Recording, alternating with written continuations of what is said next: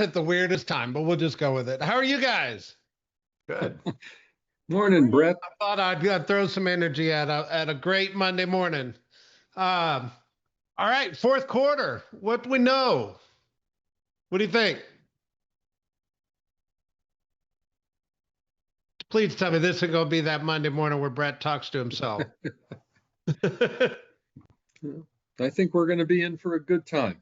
I think so too. I think so too. All right. We've got a lot of articles today, so I'm going to jump straight in. Uh, just to start with the numbers like we always do. It looks like activity went up in Broward County single family over the last 7 days. I find that encouraging. 151 when active under contract, 165 pending. That's still, I'm gonna probably repeat myself, but that's a lot of activity for this time of year. And it certainly looks like it's an increase in activity from the month of September. So we'll keep going, but just for purposes of noticing, end of month close, we had a big number last week because of the way the end of the month fell. There was only 2 days last week that were the last 2 days of the month. So they're probably the end of the month closings were probably split over these 2 weeks, but that's still big numbers for Broward County single family. And then obviously you can dive deep into the expired, canceled, withdrawns. If I look at condos, Broward County, same story, increase in activity. We've got 104 and 115, same comment, increase in pending status from the month of September. I find that very encouraging to start out the fourth quarter, and a big number on the closings at 200 with 169 the week before. If you just look at the closing numbers previously, I mean, I don't think any of us could have predicted we were going to start the fourth quarter with a lot of increased activity. Even 3 months ago, I wouldn't have predicted that. So I feel really confident about the real estate market and the increase of what we're seeing. If I run over to Miami-Dade, where'd it go? Same story, big increase in activity from last week. Looks like an increase in active under contract at 131, 152 on the pending. Comparatively to the month of September, we're looking good going into this fourth quarter. Big number in closings at 243. We had 205 the week before. Little, actually even better than some of the August numbers, and certainly a big increase from September on single family in Miami-Dade. If I look at condos, Miami-Dade, look at that activity number. Over 1,000. We were 846 the week before. 91 active under contract, 106 pending. The last 2 weeks, I mean, I'll just stop there for a minute. Are y'all feeling the increase? It certainly is showing as something that is picked up in the marketplace. Somebody talk to me.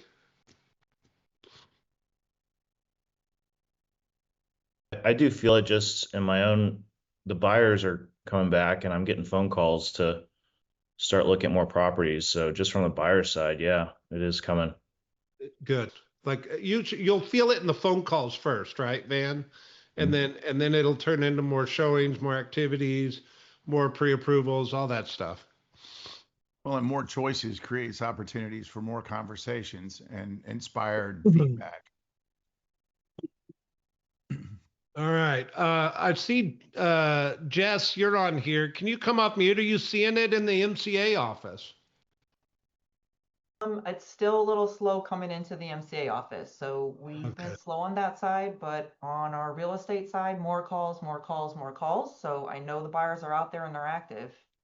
So on the MCA side, I hate to call it a spade, but agents don't turn their paperwork in right away. So you'll probably see it the next couple of weeks. I do not disagree with that. Okay, all right. So You should turn your paperwork in right away. Anyway, moving on. 846 in Palm Beach, increase in activity. Palm Beach seems to be an anomaly to me. I think it's a little less hot as Broward and Miami-Dade in from what I can tell. 177 active under contract, 116. I mean, big jump from the September numbers, but looking good. And then 297 closed out in the last 7 days. The end of July was 303, and we're at 297 coming out of September. That's encouraging. On the condo side, wake up. All right, there you go. 699 on the activity, certainly an increase. 107 active under contract, 75 pending. Big movement in the last 2 weeks. And then 200 closings in the last 7 days in Palm Beach condos. We weren't anywhere close to that coming out of July or August. That's a big increase going into the fourth quarter. So I'll leave it there just to keep us on pace. I think the increase in activity and the increase in our leading numbers and our lag numbers just says that we should have a fourth quarter that is good. I wouldn't go as far as to say great, because we've had years where great is defined a whole different way. But comparatively, I feel super optimistic going into the fourth quarter with an increase right here at the beginning of October. All right. Our friend Zillow. So one of the questions most real estate agents get asked, very timely, is what's going to happen to pricing in the future? And this is where you got to pull your crystal ball out. And yet the truth is, if you have an article like this that has data behind it, it actually brings validity to the table when you're talking to people about pricing. And Zillow does this thing called a heat map, where they start to talk about what areas are hot, what areas are cold, blah, blah, blah, blah, blah.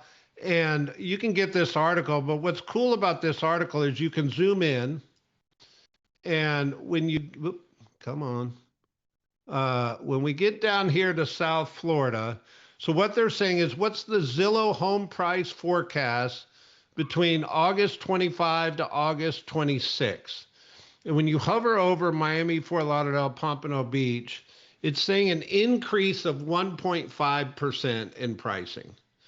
So I find this quite encouraging, actually, because I think our area probably has one of the biggest inventory challenges in the state. Yet we're actually on price appreciation, and you might think blue looks good, but blue are negative, and blue stands for cold. Like Punta Gorda is supposed to go down 2.4, Cape Coral, Fort Myers is supposed to go down 1%. We're projecting a 1.5% increase in price appreciation in our area. And if I just zoom out a little bit and you look at the state of Florida, there's not a lot of areas.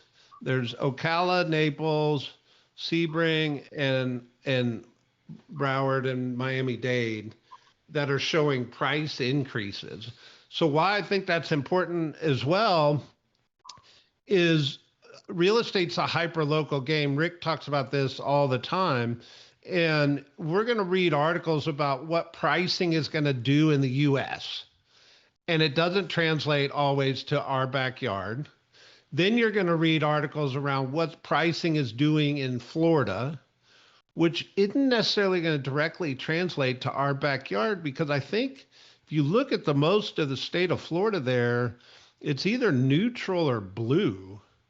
And we're probably sitting in an interesting market, because I think we probably have some of the inventory challenges greater than maybe some of the rest of the state.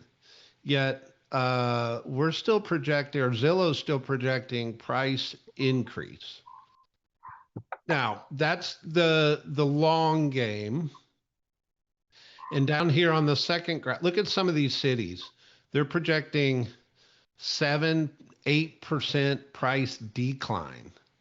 And a lot of these cities are not that far from us, like Louisiana, New Orleans, and then of course some areas in California.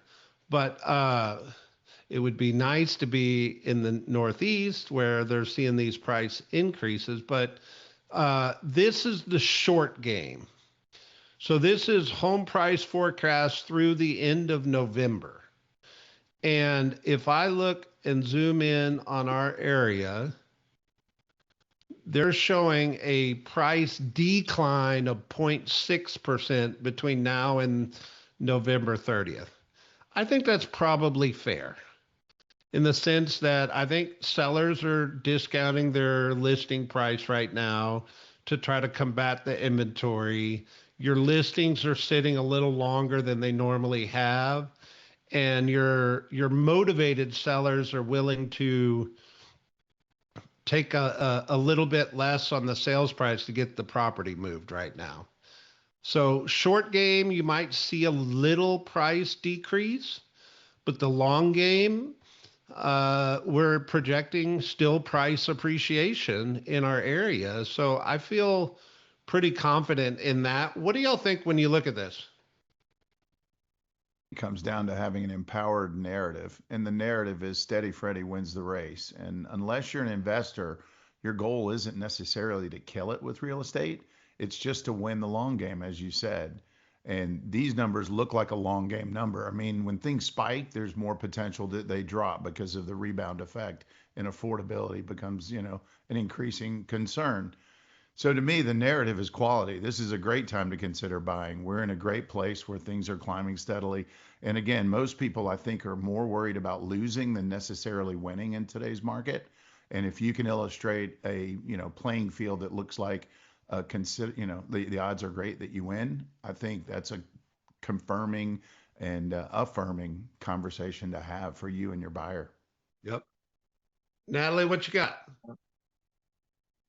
Having something that I would love your opinion in. So what I'm seeing is something a little bit different, where I'm seeing this quote where like 3% mortgage owners became the new landlords, in that I have 5 of my listings, which is a lot for me, are taking their listings off the market and renting them because they have low mortgages. They are able to do that. And so what I feel is happening is a little bit more depth to it, where I do think people are not getting their numbers. They're not getting what they hope for, because I'm well priced. I have a client who bought for 1.4. She's willing to sell for 1.250. We're still not getting that number. So she said, you know what are my monthly payments? Can you rent it yearly for this? Yes. She's not going to make money, but she's going to hold.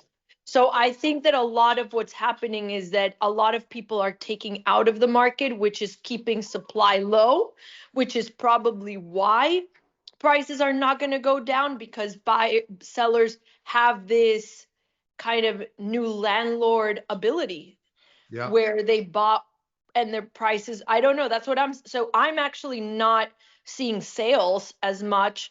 I'm not seeing price decrease, but the story as a realtor is a little bit sadder for me, where people are just being able to hold and I'm not making the sale. Yeah, Natalie, my first blink in your question is, if you look at the area of Miami-Dade and Broward, the median sales price is just under 500,000, right?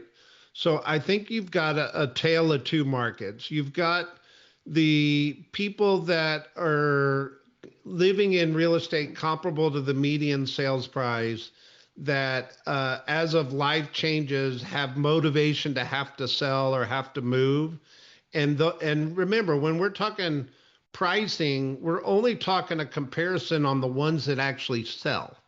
So if they don't sell, they're not in that number, right? So that's the first thing. But the second thing is when you get into luxury or people with affluence, all bets are off in this conversation, meaning if they have a net worth or they have money in the bank, that situation empowers them to make different choices around their future and their properties than somebody that has to sell to move. And my suspicion, the first thing you said was your price range was north of 1 million. So I don't know the personal circumstances of your sellers, but I assume they have some level of affluence to be in that price range of a house. And they're going to look at their circumstances a lot different than somebody sitting in a $600,000 house that has to sell to move to the next one, right? Uh, Yeah. and that doesn't mean you're losing a client. It just means you're putting Burden. somebody back into your pipeline for future business because they're motivated to sell, but they're not motivated to sell at a loss. And that will come in the future. Somebody else.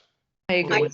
I was going to say for those clients, maybe not in the above $1 million range, if they're thinking of renting, you really need to run the numbers with them and make sure you're going over what their changes of losing homestead exemption is going to look like.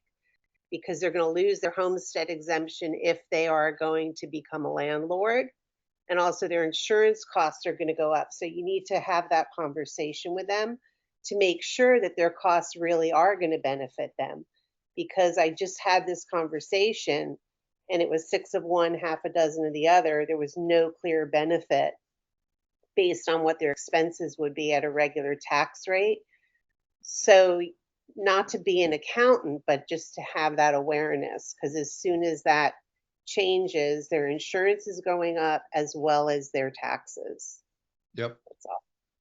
We are the value of a real estate consultant and the skill set of a real estate consultant go way up in a down real estate market. They view us in a hot real estate market like low value because they feel like everything just sells by just putting it out there. Yet in a market like this, your value goes way up, and that's a good thing as long as we lean into it, right? I want to hit a couple quick articles and then we'll talk some more. So the death of old school SEO and what does it mean for real estate? So if you're not aware, AI is changing lead generation very rapidly in the marketplace. So there's a lot of real estate agents that play the SEO game, but they also sometimes outsource the SEO game. So there's these companies like Boomtown and YLopo and Bold Trail, which is a new one, and there's a bunch of them, right? That promise leads through SEO type structure. You need to be a little cautious. And one of the things I've been thinking about as I was reading this article is if I was an agent that was spending $2,500 a month on a Boomtown product or a YLopo product, I better be really tight with my numbers right now because I think SEO is dropping fast. And what they call GEO or the future of SEO is very different. And I'm not saying go cancel your contracts. I'm saying get tight with your numbers because it certainly looks like this lead generation arm of real estate is drastically changing right now. Anybody have experience or thoughts on that? Brett, I was going to say that this goes back to what they discussed at Mega Camp, which was all about, well, it's not about the SEO, it's about blogging and postings and making sure that when people are searching AI, that you're the one coming up. So it just goes right back to why we go to these events. Yep. And I think consumers can sniff out the difference between automated, marketing and clickbait and sincere, honest professionalism. There's a vast difference. Yeah, and this is just one arm of real estate, right, Rick? Like the traditional relationship-based business is still the same. Yeah. And it's probably the best, Yet a lot of people prefer to spend money to build their business, and this is one of the ways they do it, right? It's just an awareness. Okay. Um, Hold your money accountable. That's what I hear you saying. yep. Inventory growth has slowed. I actually think this is a really positive thing for us. I think inventory was growing at a very rapid pace in 2025, and we weren't backfilling it with buyer demand. And so I think there was probably what I would call shadow inventory, which hit the market early 2025, which was those 3% interest rate sellers that probably waited an extra year or two to list their house because they were in that locked in, I don't want to sell at 3% and have to buy at 7%, that whole narrative. But I think those people finally came to the market, and builders, for one, are freaking out right now. There's a big conversation going on in the Home Builders Association around what does the next 18, 24 months looks like. Yet, real estate is all about supply and demand. And as we're waiting for demand to pick back up based on interest rates and all those factors that go into it, if supply comes down a little bit, it's healthier for us. And quite honestly, I think that's why our pricing's holding. And so I encourage you to read this, and focus on this. We'll talk more about it at the stats event coming up, but it certainly is slowed down just a little bit.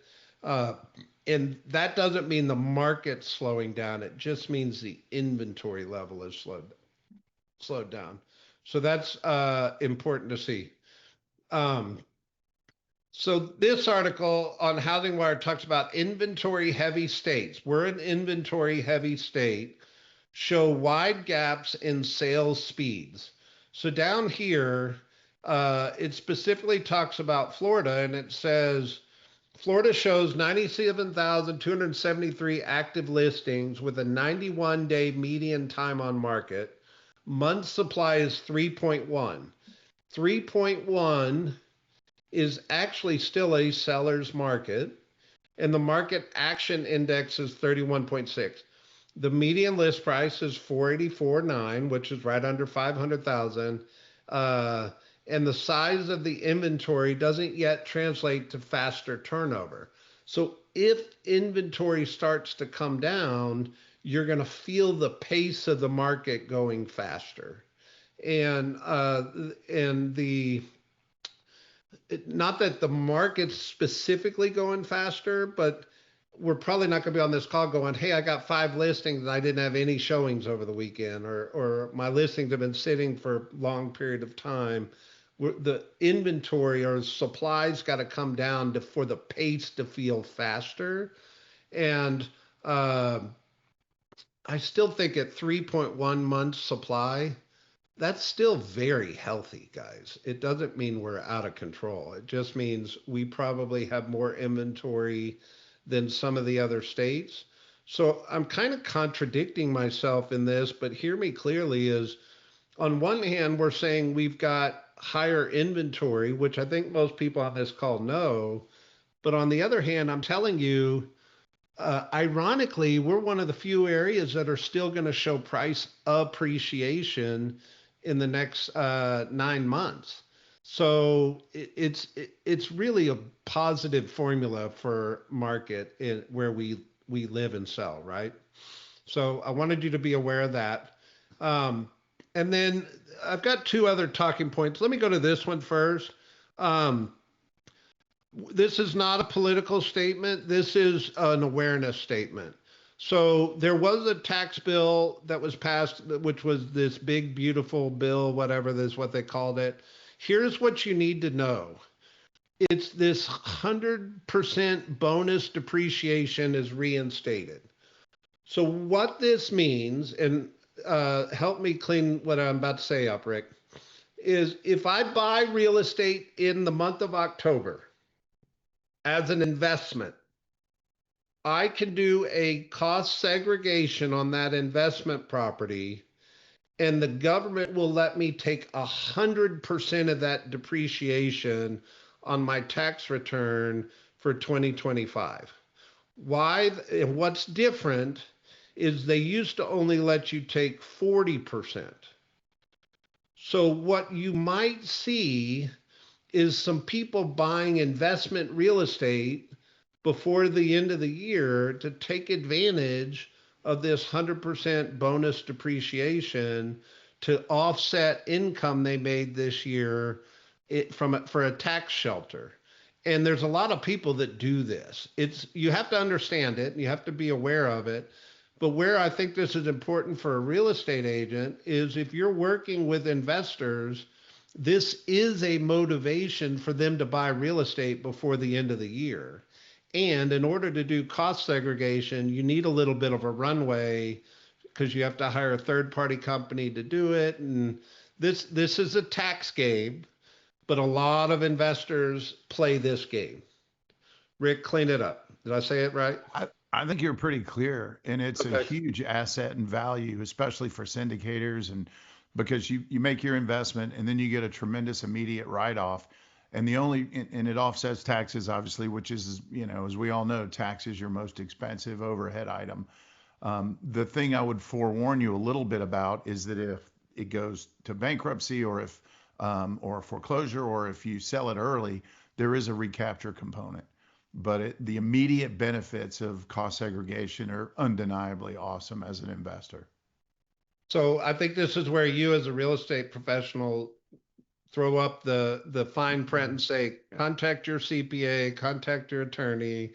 Correct. But this is where I'm aware if you're an investor in the market, there's probably quite a few people that are going to buy property in the next 60 days to take advantage of this. Well, and it's retroactive, if I read the article correct, back to January of this year. And so if you're an investor, a seasoned investor, this is not new. The concept is not new information because it's a huge part of the economic model. So yeah, it's really cool. It's an opportunity to educate and inspire people. And the reason it was 40%, it was declining. The last administration, instead of a wholesale takeaway, it was every year it dropped a certain amount. That's why it was 40%. And so they've reinstated 100%. At least that's the plan.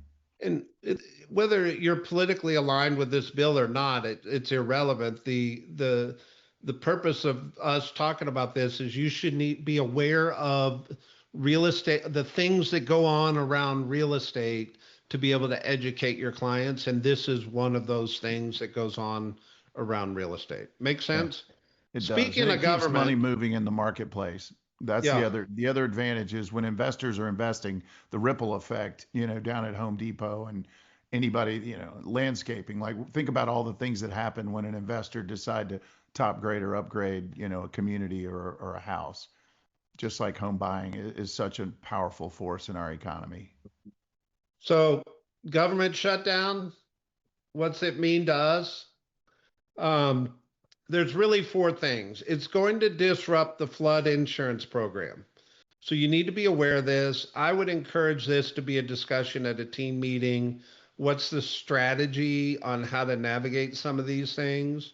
I know some lenders will waive some of this, but it's certainly going to be something you need to be aware of if the government stays shut down for any length of time. The other thing is it will impact government-backed lending programs. So the Fannie Mae, Freddie Mac, FHA, which is 80% of loan product or 70% of loan products, could get affected by the government shutdown. I don't want to go into the details of all this.